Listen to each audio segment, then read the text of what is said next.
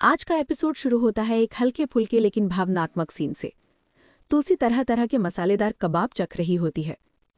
हर bite पिछले से ज्यादा तीखा और तीखेपन से उसकी आंखों से आंसू बहने लगते हैं। इसी दौरान उसे एक पुरानी याद झटके से वापस खींच लेती है, जहां मिहिर मुस्कुराते हुए उसे चिढ़ाता था, इतनी तीखी मिर्च कौन खाता है, और फिर प्यार से उसके आंसू पहुंचकर उसे पानी भी पिलाता था। वर्तमान में लौटकर तुलसी मन ही मन टूट जाती है, क्योंकि आज वही मिहिर उसके परेशान होने पर एक नज़र तक नहीं डालता। वो चुपचाप पानी पी लेती है और मिहिर बिना किसी फिक्र के खाने में ही व्यस्त रहता है। दूसरी ओर होटल में अंगद इंटरव्यू देने पहुंचा है। मैनेजर बताता है कि नौकरी के लिए अंग्रेजी बोलना ज़रूरी है, क्योंकि विदेशी गेस्ट्स आते हैं और सैलरी भी बहुत कम, सिर्फ 2000 रुपये। फिर भी अंगद तुरंत तैयार हो जाता है। पोस्ट वेटर की होती है, लेकिन वो खुशी खुशी मान जाता है। उसके चेहरे पर पहली कमाई के सपनों की चमक स्पष्ट दिखती है। उसी समय तुलसी आइसक्रीम ले लेती है और मिहिर को भी खिलाने की जिद करती है। मिहिर अनमने ढंग से एक बाइट लेता है, लेकिन कुछ पल दोनों के बीच पुराने दिनों से मिठास लौट आती है। उधर नौकरी मिलने की खबर अंगद फोन पर वृंदा को देता है। जैसे ही वो पीछे मुड़ता है, उसे मिहिर और तुलसी साथ मुस्कुराते दिखाई देते हैं। उसकी आंखें भर आती हैं।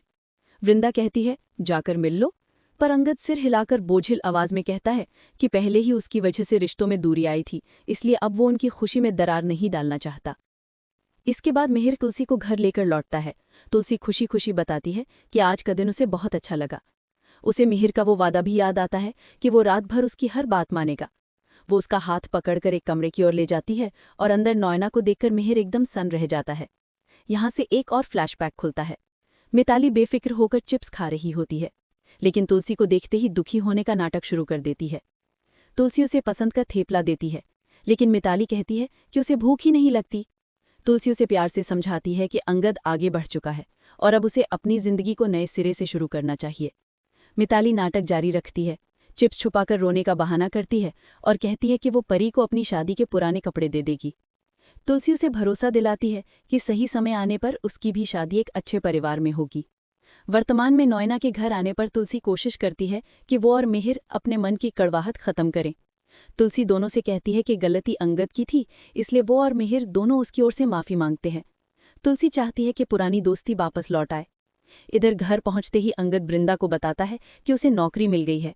दोनों एक रोमांटिक पल बिताने ही वाले थे कि पड़ोस की आंटियां एक एक करके शक्कर, चाय पत्ती और पता नहीं क्या क्या लेने पहुंच जाती हैं। तंग आकर अंगद सारा सामान दरवाजे के बाहर रख देता है ताकि कोई बीच में न घुसे।